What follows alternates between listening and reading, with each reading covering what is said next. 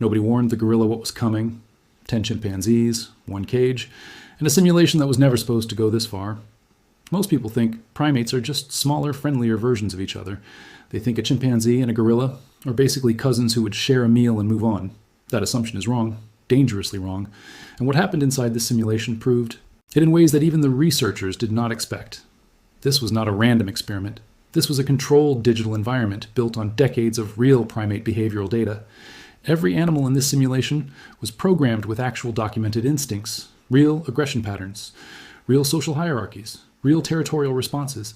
Nothing was invented. Everything was modeled from the wild. So when 10 chimpanzees entered a space already dominated by a gorilla, what unfolded was not fiction. It was a mirror held up to nature itself. Let's go back to the beginning. The simulation started quietly.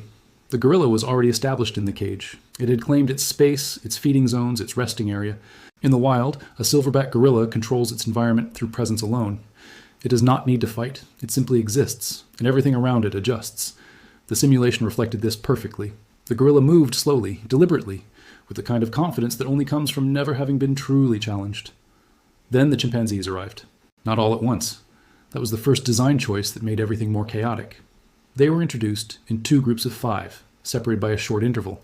This was done intentionally to observe whether the gorilla would respond differently to a smaller group versus a larger one. What happened instead was something far more interesting.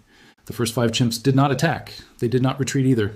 They spread out immediately. Each one moved to a different corner of the cage, almost like a military formation. This behavior is documented in real chimpanzee troops. It is called spatial positioning, and it is one of the earliest signs of a coordinated territorial challenge. The gorilla noticed. Its body language shifted within seconds. The slow, relaxed movement stopped. It stood taller. Its eyes tracked each chimp individually. In the wild, gorillas are not built for multidirectional threats. They are built for dominance in a straight line. 1 challenger, 1 response. 5 scattered threats activated something in the simulation that the researchers had not fully prepared for. Before the gorilla could establish a response pattern, the second group of 5 chimpanzees entered. Now the cage held 10 chimpanzees and 1 gorilla, and the noise began. Chimpanzees are loud in a way that is deeply psychological. Their screaming is not just sound, it is communication, intimidation, and chaos generation all at once. In documented field studies, chimpanzee troops use noise as a weapon before they use their bodies. They create an environment of disorientation. The gorilla in the simulation began showing stress responses almost immediately after the second group arrived. Its movement became defensive rather than dominant. It started positioning itself against a wall, which in real gorilla behavior is a sign of threat assessment rather than retreat. Here is where it gets darker. Chimpanzees, in the real world, have been documented attacking animals much larger than themselves, not out of hunger, not always out of fear, sometimes out of what researchers can only describe as calculated aggression. There are field recordings from Gombe and Thai forest where chimpanzee groups have coordinated attacks on baboons, colobus monkeys, and, in rare cases, other large primates. They do not fight fair. They do not fight straight. They flank. They distract. They wait for a moment of vulnerability, and then they overwhelm. The simulation was built with this behavior encoded into its core logic. The first physical contact happened 11 minutes into the simulation. It was not a full attack. 1 chimpanzee moved close to the gorilla, while another made noise from the opposite side. The gorilla turned toward the noise. In that half-second window, the chimp near the gorilla grabbed at its arm and immediately retreated. This is called a testing strike in primate behavioral research. It is designed to measure response time, aggression threshold, and whether the larger animal will pursue or hold its ground. The gorilla did not pursue. It roared, and that roar changed everything. In real gorilla behavior, a roar combined with chest beating is a warning that almost always ends a conflict before it begins.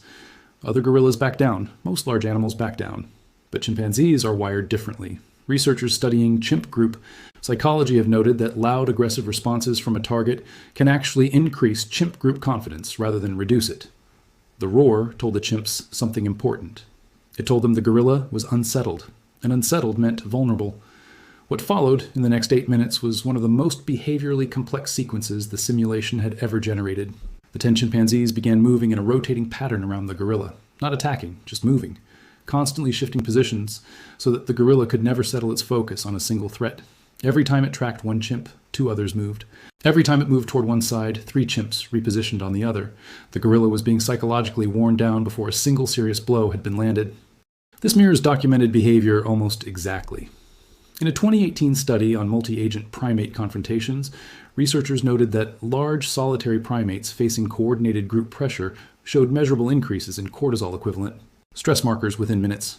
The body goes into threat overdrive. Decision-making degrades, reaction time slows. The simulation captured this degradation in real time. By minute 19, the gorilla had made its first critical error. It charged. Not at all 10 chimps. At one. The one that had been most consistently close to it throughout the confrontation. It was a targeted response, which is exactly what the chimps needed it to do. The moment the gorilla committed to that charge, 6 other chimpanzees moved in from the sides and rear simultaneously. The gorilla caught the one it was chasing and sent it sprawling across the simulation space. But in doing so, it exposed its back for nearly 3 full seconds. 3 seconds is an eternity in a primate confrontation. 4 chimps made contact in that window. 2 grabbed from behind. 1 went for the shoulder. 1 went low. The gorilla shook them off within moments because the raw power difference is not negotiable. A silverback gorilla has documented arm strength estimated between 6 and 10 times that of an adult human male. No chimpanzee, regardless of coordination, can hold onto a fully resisting silverback for long. But holding on was never the goal. The goal was to make it react again, and it did. The gorilla spun, grabbed one of the chimps that had latched onto it, and threw it with full force against the cage wall. In the simulation, this caused that chimp to go into a non-functional state, effectively removed from the confrontation. But the remaining 9 did not scatter. They did not show fear responses. Instead, the simulation recorded something that stopped the researchers mid-observation. The 9 remaining chimpanzees went completely silent. In the wild, sudden silence in a chimpanzee group during a confrontation is one of the most dangerous signals in primate behavior. It means the group has shifted from chaos strategy to coordinated strategy. The noise was a phase. The silence was the phase that actually kills. For 40 seconds, nothing moved except the gorilla's eyes. Then all 9 chimps moved at once. What happened in the next 90 seconds inside that simulation was the behavioral equivalent of a tactical military strike, executed by animals operating on pure evolutionary programming. 3 chimps went high, targeting the head and neck region. 3 went for the arms to limit reach and mobility. 3 went low, targeting the legs and base to compromise balance. The gorilla fought back with extraordinary violence. It removed chimps from its body like an earthquake shaking buildings. But every time it cleared one side, the other side made contact. Every time it stood fully upright to use its size, it lost ground footing. In real biology, a single healthy silverback gorilla in a straight confrontation wins against any number of chimpanzees. The size and strength differential is simply too vast. But this simulation was not modeling a straight confrontation. It was modeling what happens when group intelligence, spatial coordination, and psychological exhaustion are factored in simultaneously. And those factors change the math. By minute 27, the gorilla in the simulation had taken enough simulated damage to trigger its behavioral retreat. Protocol. It moved to the furthest corner of the cage. It positioned itself with its back fully protected, and it stopped engaging offensively. In the wild, this is the moment a silverback chooses survival over dominance. It is not cowardice. It is evolutionary intelligence. A dead silverback protects nothing. A living one recovers and retaliates another day. But here's the thing that haunted the researchers most. The chimpanzees did not stop. In documented wild behavior, once a larger animal displays clear retreat and submission, most primate species de-escalate. The threat is over. The hierarchy is established. Move on. But chimpanzees, in certain documented group states, do not follow this rule. There are recorded field observations of chimpanzee troops continuing to assault a retreating or fallen animal long past the point of necessity. Primatologists call this behavior post-victory aggression, and its origins are still debated. Some believe it is dominance reinforcement. Others believe it is something closer to what we would call cruelty, though that word is loaded with human moral weight that may not apply. The simulation recorded this exact behavior. The 9 remaining chimpanzees did not retreat after the gorilla withdrew. They maintained pressure. They kept the gorilla pinned. They took turns, rotating in pairs, maintaining constant physical and psychological harassment. The gorilla could not rest, could not recover, could not reset its stress response. Every time its posture shifted toward re-engagement, the noise level spiked and the movement around it intensified, triggering another defensive response.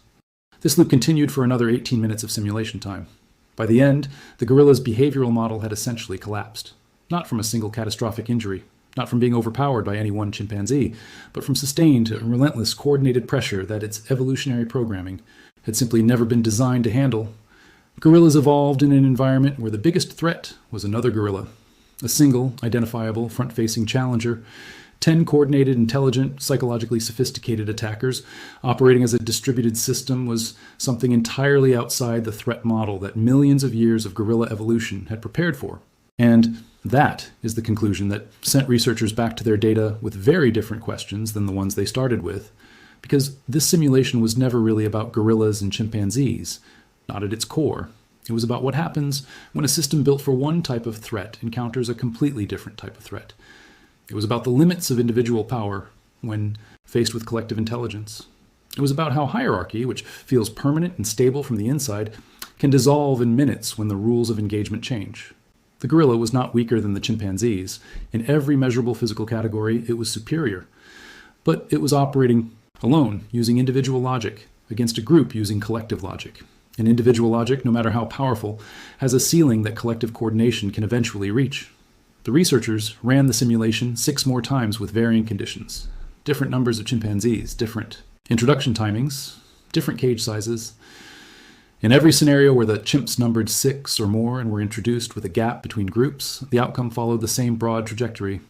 Initial psychological pressure, gorilla roar response, chimps, confidence increase, rotational harassment, gorilla charge, chimp multi-point contact, gorilla retreat, continued chimp pressure, behavioral collapse.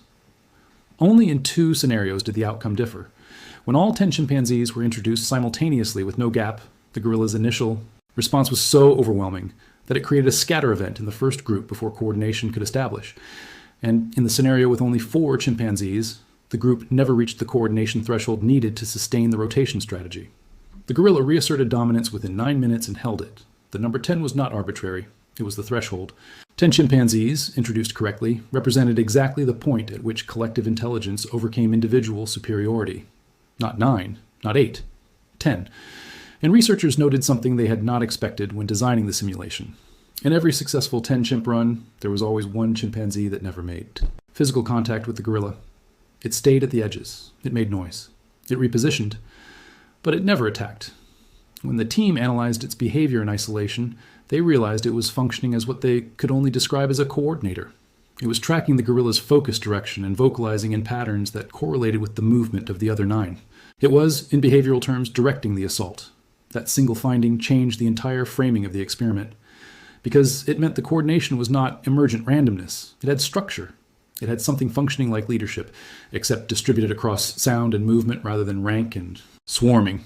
They were organized, and the organization was sophisticated enough that removing any single chimp from the group degraded the overall effectiveness of the strategy. The simulation was run one final time, with that coordinator chimp removed from the group before introduction. 9 chimps entered instead, and the outcome matched the 4-chimp scenario almost exactly. The gorilla regained dominance within 11 minutes. The remaining 9 chimps never achieved the rotational coordination they needed. Without the coordinator, they were just loud and dangerous. With it, they had been something far more threatening. They had been intelligent. The last thing the research team noted before closing the simulation logs was a data point so small that it almost went unrecorded. In the final moments of every successful 10-chimp run, when the gorilla had retreated to the corner and the chimps had settled into their sustained pressure formation, the coordinator chimp always moved to the highest available point in the cage. Not to attack, not to feed. It just sat there, elevated above everything else, watching. Whether that means anything from a purely behavioral science standpoint is something the researchers said they were not prepared to answer, but none of them could stop thinking about it either.